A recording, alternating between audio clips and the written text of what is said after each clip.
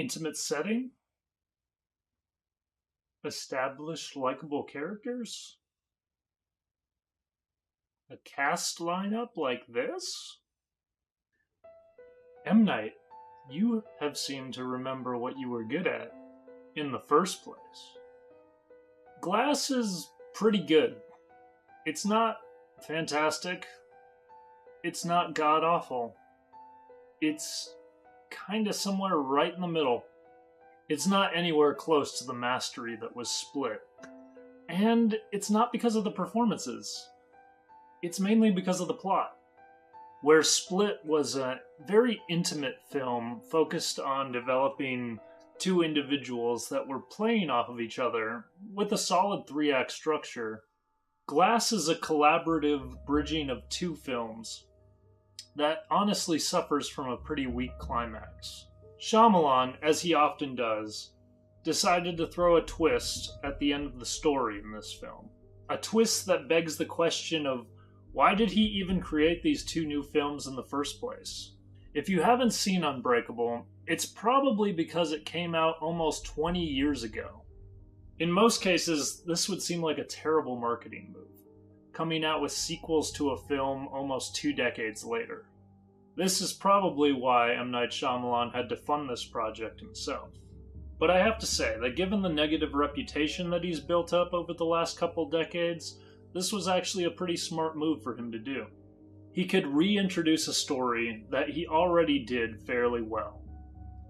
Not only that, but he could expand on it using new and incredibly performed and likable characters. It was actually a really smart way to reintroduce a story that he did really well, and he could expand on it using an incredibly performed new character like Kevin. One of the biggest issues with Glass is that it starts by reintroducing you to old characters such as David Dunn and Elijah Price. This, of course, reinvigorates the conflict between them. It also gives David Dunn's character a new obstacle to overcome in the character of Kevin, which has had his own film to develop him and flesh him out into something that the audience can already feel for and identify with. The issue is, this movie just puts a capstone on everything. It just kind of ends with no satisfying conflict, and a twist that just feels lazy and unwanted for all the build-up we've been given. For the sake of not spoiling the film, I won't give away the ending, but I'll warn you about it.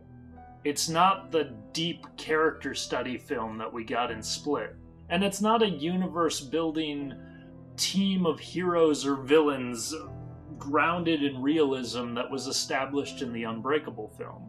It's a psychological study of mind over matter that wants to have its cake and eat it too. M. Night Shyamalan has fallen victim to his trope once again. He gives us a build-up that leads to a pretty lame twist. And this time, it was more disappointing because we had 2 films leading up to this one that were actually pretty decent renditions with characters that we've grown to like and want to explore more. Especially James McAvoy's character from Split. I mean, good God, I haven't seen a performance like that in a long time, and his character is so interesting and dynamic, and you can put him in so many different scenarios and just make it interesting and intriguing just because you're watching James McAvoy impersonate all these personality types and do an amazing job at it. I like the idea of having singular, interesting characters that are fleshed out in their own films and then given a bigger universe to play off of each other in. It's been done in larger franchise films very successfully. And in the intimate setting that these films tend to embody, you can have the impact of these characters bouncing off each other be that much more impactful than you could in a Marvel or DC movie.